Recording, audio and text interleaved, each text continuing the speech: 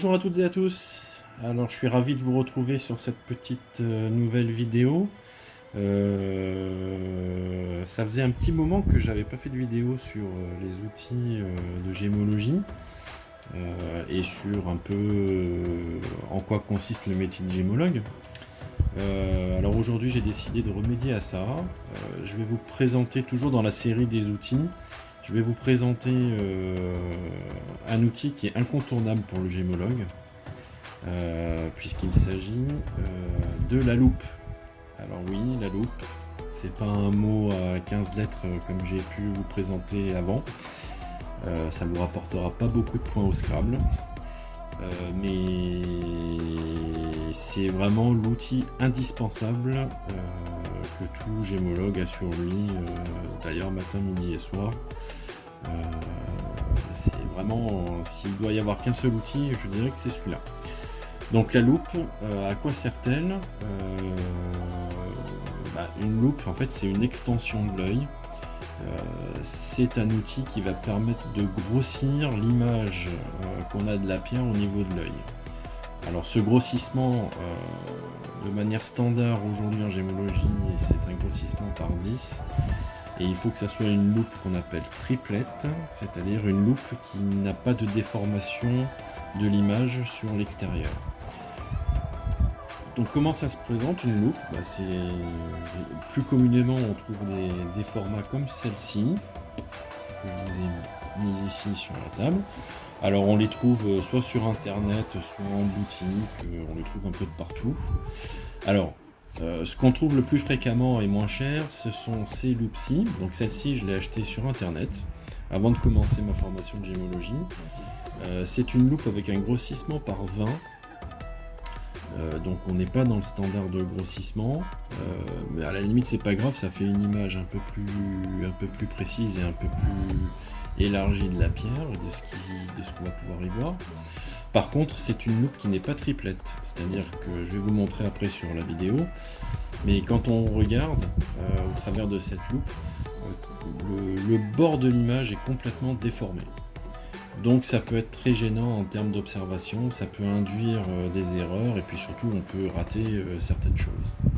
Contrairement à celle-ci, qui elle est vraiment la loupe de gémologue de base, donc triplette, grossissement par 10, et pareil sur une même pierre, vous allez voir la différence, je vous montrerai un peu ce qu'on voit au travers de cette loupe.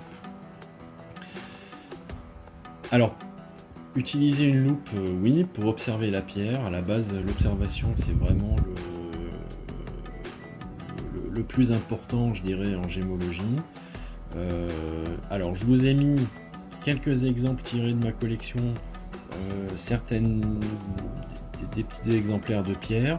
On va les passer à la loupe, et puis je vous expliquerai un peu globalement ce qu'il faut rechercher quand vous regardez à la loupe. Il y a pas mal de choses. Ça sera une liste assez courte, mais qui, je pense et je l'espère, englobe les éléments, on va dire, les plus importants à identifier dans une pierre quand on la regarde à la loupe. Dans quel but? Toujours pareil, déjà 1 pour savoir si la pierre est naturelle ou pas, et puis 2 éventuellement pourquoi pas donner et trouver le nom de la pierre qu'on est en train d'observer. C'est assez difficile à l'utilisation uniquement de la loupe, mais pour des gémologues qui ont vu énormément de pierres dans leur carrière, pour certains, l'identification à la loupe d'une pierre, quelle qu'elle soit, est possible et fiable. Voilà. Alors pour observer justement ces pierres, il va falloir se mettre dans des conditions favorables de lumière. Et pour ce faire, je vais vous emmener à l'extérieur, puisque l'observation à la lumière du jour aujourd'hui, ça reste vraiment la référence. C'est la lumière, on va dire, la plus agréable pour faire des observations à la loupe. On peut aussi faire des observations à l'intérieur, mais on va dire que ça fatigue peut-être un peu moins l'œil. En tout cas, moi, ça me fatigue moins d'observer à la lumière du jour que d'observer à l'intérieur. Donc je vous retrouve à l'extérieur tout de suite avec les différents échantillons pour commencer nos observations. A tout de suite. Donc voilà, ça y est, je suis installé à l'extérieur. Donc vous avez sous les yeux les différentes pierres qu'on va observer. Alors avant de commencer l'observation, comme je vous l'ai dit précédemment, je vais vous montrer la différence entre les deux loupes que je vous ai montrées, et notamment cette notion de déformation de l'image sur les côtés. Vous allez voir, c'est quand même relativement net. Alors, je commence par la loupe par 20, donc celle-ci. Je vais faire la petite installation sur le téléphone, et puis je vous montre ça tout de suite. Alors voilà, ça y est, j'ai installé la loupe. Alors, je vais aussi, par la même occasion, vous expliquer rapidement comment moi je réalise les observations à la loupe. Alors, imaginez que l'objectif de mon appareil photo caméra, c'est mon œil. Donc là maintenant, vous voyez, la loupe est installée, elle est plaquée contre l'objectif. Donc en fait, la loupe, vous allez venir la plaquer contre l'œil. Et ensuite, donc c'est normal que vous voyez flou, hein. Là, en fait, vous voyez complètement flou.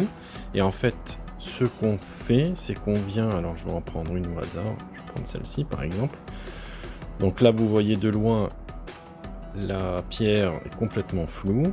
Et puis, je vais venir rapprocher la pierre de la loupe. Comme ceci. Et là, vous voyez que ça commence déjà à devenir un peu plus net, un peu plus net, un peu plus net. Et là, on est relativement net. Voilà. Donc,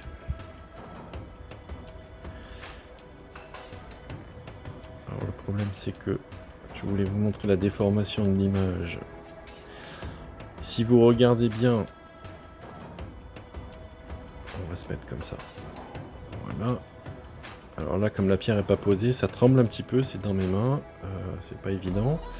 Mais si vous regardez à l'extérieur de l'image, on voit que, notamment à droite, la partie blanche, on est un peu flou. En fait, la netteté est vraiment, sur ce type de loupe, est vraiment intéressante au centre de l'image. Vous voyez, si je présente comme ça, on voit que c'est net au centre de l'image, et plus je m'écarte à droite, à gauche, en haut ou en bas, par exemple mes doigts sont complètement flous, c'est un peu, l'image n'est pas très très nette. Alors je vais faire la même chose avec l'autre loupe. Donc voilà, l'autre loupe maintenant, la triplette, celle que j'utilise, la référence pour les gémologies. Donc pareil, vous voyez, même effet, hein. Pour l'instant, je suis complètement flou, c'est normal. J'ai collé ma loupe à l'objectif, donc imaginez que je colle la loupe à mon œil. Et maintenant, je viens rapprocher la pierre.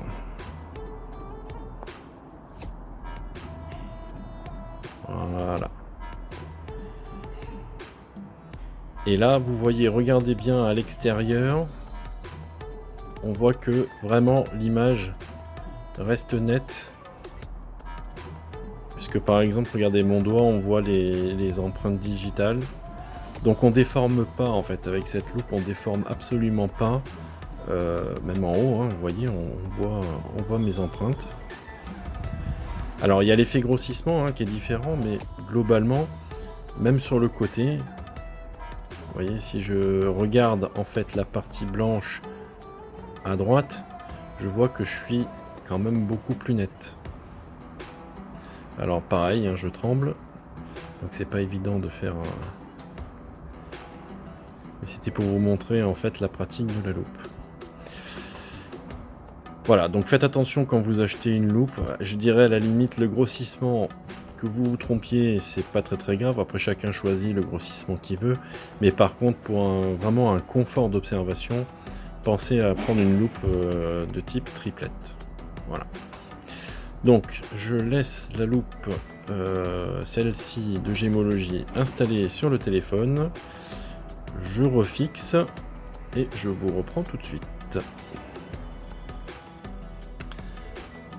Alors, que peut-on observer donc avec cette fameuse loupe? Alors, la couleur de la pierre, on n'a pas besoin forcément d'une loupe pour l'observer. Comme je vous l'ai dit, la loupe va avant tout servir à observer ce qui se passe dans la pierre. Et là, je vous parlais tout à l'heure d'inclusion.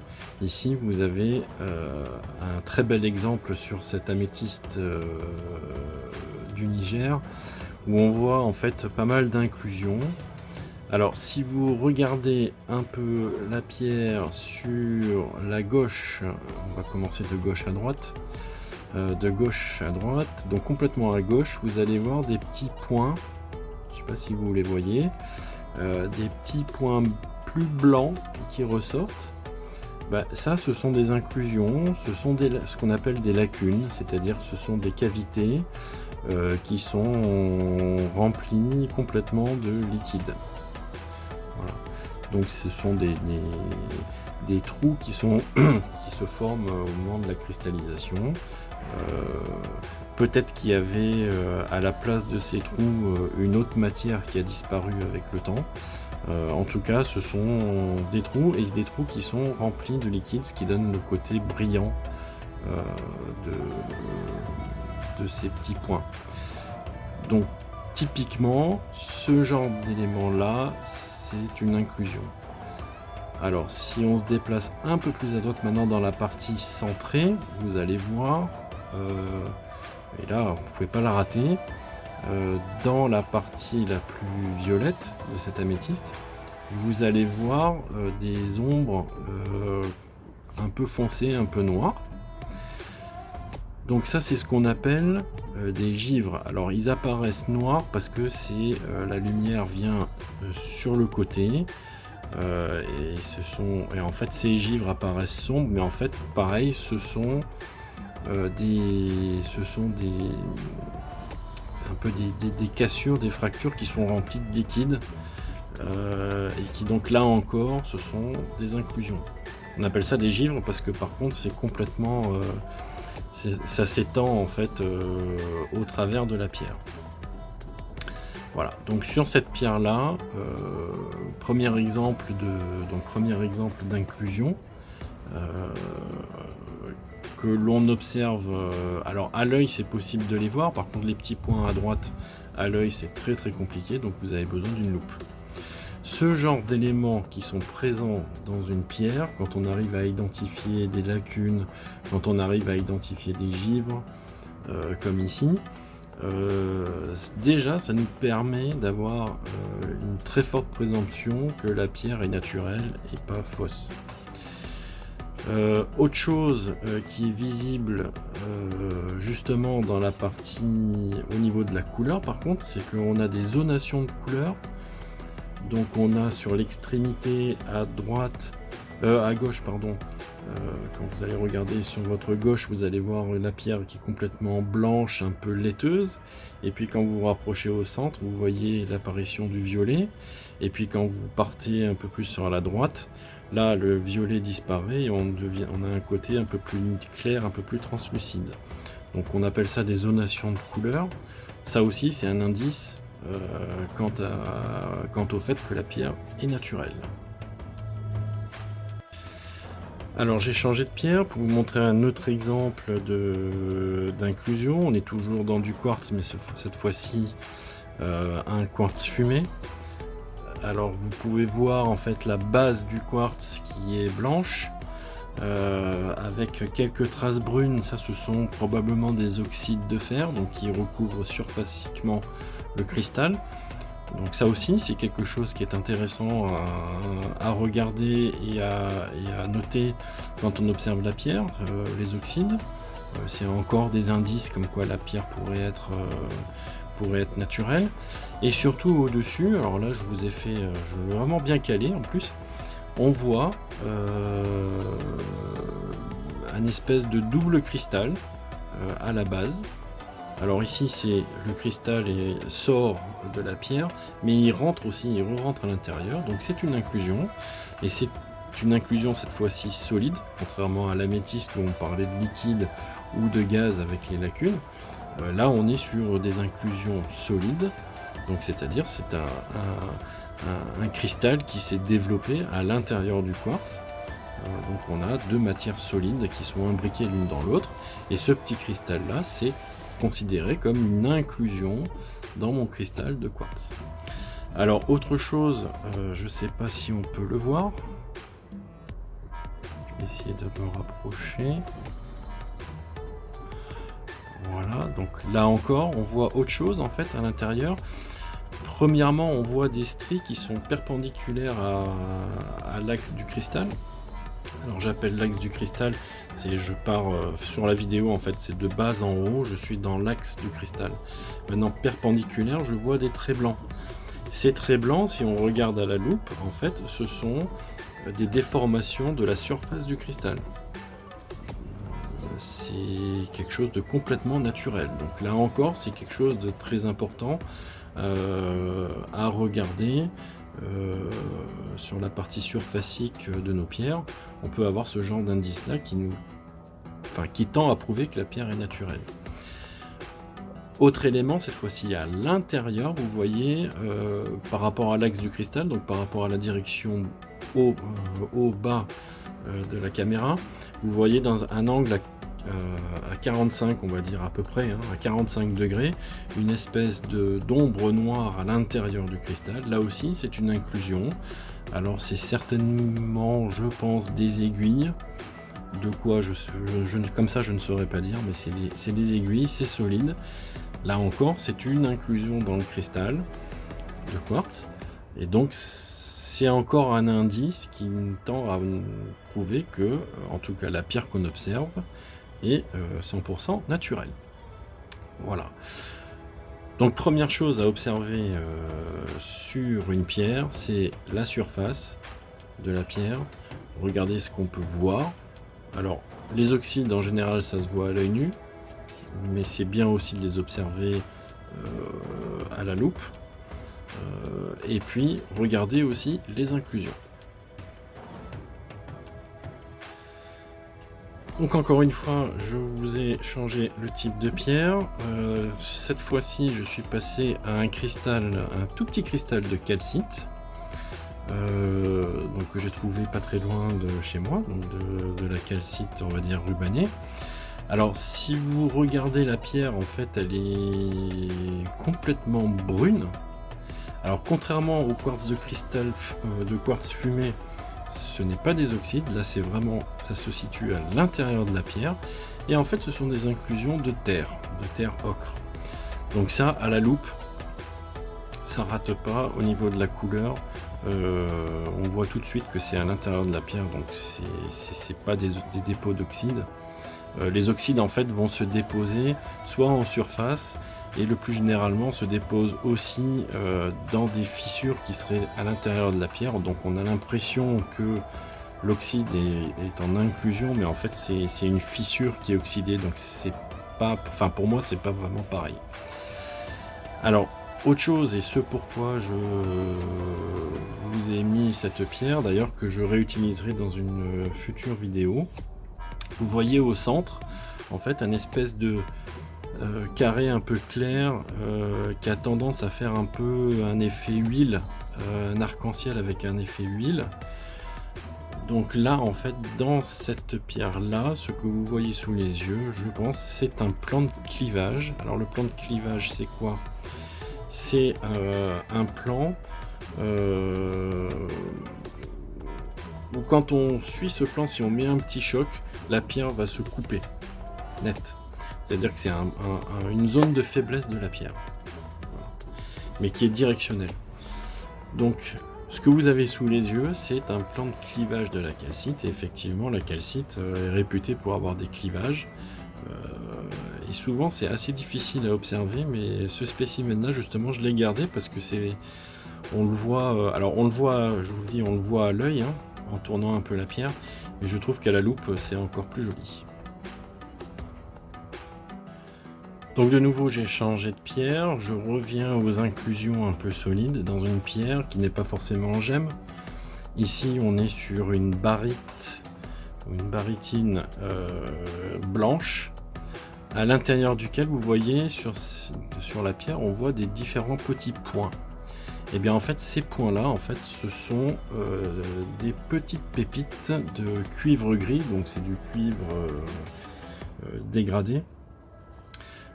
Et ce cuivre gris, en fait, lui-même va se dégrader, et si la pierre a des fissures, on verra l'apparition, par exemple, de malachite ou d'azurite. Mais en tout cas, ces points-là qui sont pas forcément tous visibles à l'œil nu, alors le gros qui est en haut, que vous voyez en haut à gauche, lui sera visible à l'œil nu, mais les petits, on s'en rend pas bien à l'œil nu, on les voit pas. Donc ça permet aussi d'apprécier dans une pierre le nombre éventuel de pépites métalliques, ici en l'occurrence du cuivre.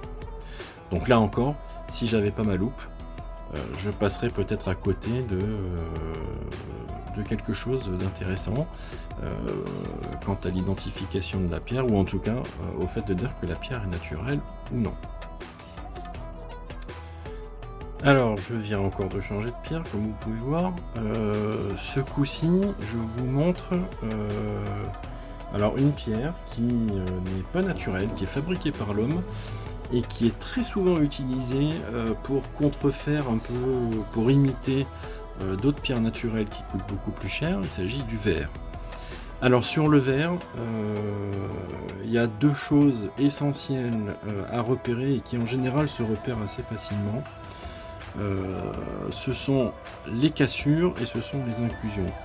Au niveau des cassures, comme vous pouvez voir, la cassure elle est en forme de coquille. C'est avec des stries qui suivent un peu la cassure. C'est un peu brillant, c'est vraiment caractéristique. La cassure, l'endroit où le verre a éclaté, c'est vraiment caractéristique de cette pierre-là. Donc, j'ai déjà vu des morceaux de verre qui imitaient des pierres, où en fait, c'est une imitation qui est très réussie. Il n'y a pas de grosses cassures comme là vous pouvez voir. Là c'est vraiment pour vous montrer le type de cassure du verre qui est vraiment caractéristique. Il y a des pierres sur lesquelles les cassures ne sont pas visibles à l'œil nu, et quand vous mettez la loupe, vous voyez un tout petit endroit où le verre s'est effrité, certainement lié à un choc, un tout petit endroit, et de suite ça c'est votre indice qui vous dit votre pierre n'est pas naturelle, c'est du verre. Donc ça c'est pour la cassure. Je vais vous montrer un autre exemple de verre. Donc voilà, je viens de changer. Alors c'est un peu compliqué pour l'installer parce que la pierre, le morceau de verre là, est assez gros puisque c'est un vieux pied de verre. C'est juste pour vous montrer voilà, les éléments caractéristiques aussi du verre pour ne pas vous tromper. C'est ce que vous avez en fait juste au-dessus de la partie verte, vous voyez des espèces de bulles. Alors en fait ce sont des bulles d'air puisque vous savez que le verre en fait il est formé en soufflant. Donc en soufflant le verre liquide s'étire et en séchant il peut y avoir des petites bulles d'air qui se sont formées à l'intérieur, et c'est ce qu'on peut voir en fait sur cette image. Alors la loupe permet vraiment d'avoir une vision beaucoup plus nette, notamment sur celle qui est au milieu dans le deuxième rond en fait, la deuxième. Alors, je sais pas si je vais pouvoir, je sais pas si je vais pas pouvoir vous le montrer. Vous avez au-dessus de la patte verte qui fixe le verre, vous avez la série de bulles qui monte en verticale, et juste à côté vous avez quelque chose qui est un peu étendu. Donc là pareil, c'est aussi caractéristique du verre, c'est une bulle qui s'est complètement étendue, voilà, et qui en refroidissant a cassé. Voilà, donc ça c'est vraiment quelque chose qui est très typique et que l'on rencontre assez souvent dans le verre. Alors vous me direz, tout à l'heure on a parlé de lacunes, et là on parle de bulles. En fait vous voyez bien la différence. La lacune tout à l'heure elle était brillante, là en fait la bulle en fait on voit il y a un côté ombré et un côté brillant, donc c'est pas vraiment pareil. La bulle est beaucoup plus ronde, beaucoup plus arrondie que la lacune. Donc nouvelle pierre, cette fois-ci je vous ai mis un morceau de lapis lazuli poli que j'avais acheté à un salon des minéraux. Pourquoi est-ce que je vous montre cette pierre? Et vous allez voir tout de suite l'intérêt avec la loupe. Alors, ce qu'il faut savoir, c'est que le lapis lazuli, c'est une couleur bleu nuit vraiment caractéristique. Et ce qui est caractéristique aussi, c'est les inclusions qu'on peut voir dans la pierre. Donc ici, ce que vous voyez qui brille un peu métallique, c'est de la pyrite. Donc la pyrite, c'est une inclusion type du lapis lazuli. Et on voit également des petites zones blanches de calcite, calcite ou dolomite, ça dépend, il peut y avoir les deux, qui sont elles aussi des inclusions type du lapis lazuli. Ce qui est intéressant sur cette pierre, c'est de voir que je retrouve un peu les inclusions type du lapis. Donc, a priori, j'ai pas de souci pour dire que la pierre, c'est bien un lapis naturel. Mais par contre, alors je vais essayer de pivoter, voilà.